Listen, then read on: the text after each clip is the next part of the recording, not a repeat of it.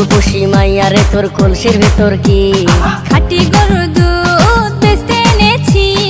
ও রূপসী মাইয়া রে তোর কলসির ভেতর কি খাঁটি গরুর দুধ বেচতে এনেছি।